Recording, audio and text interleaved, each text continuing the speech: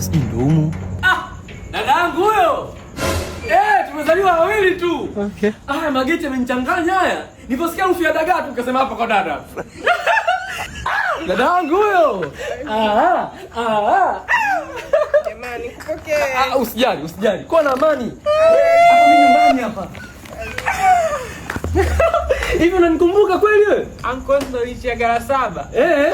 Ila sasa hivi naenda hadi 8. Unabisha muulize shangazi yako. Uzuri naye shangazi kaja huyu hapa. Nimekuacha hapo Kamekuwa. Nimekuletea zawadi. Nikasema mko wangu nisimwache hivi hivi. Sema tada.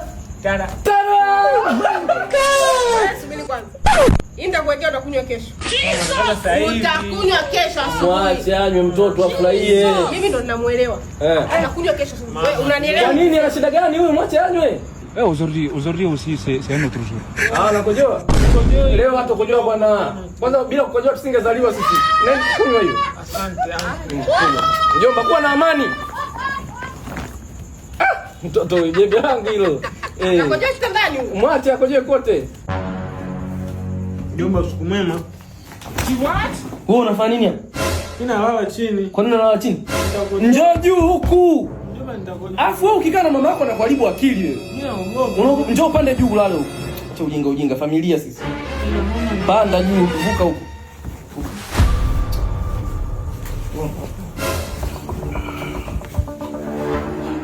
Hapa nimelala kama kuzukufu hapa. Sasa huyu ni mwenye mtu wa kazi. It was at this moment that he knew he fucked up.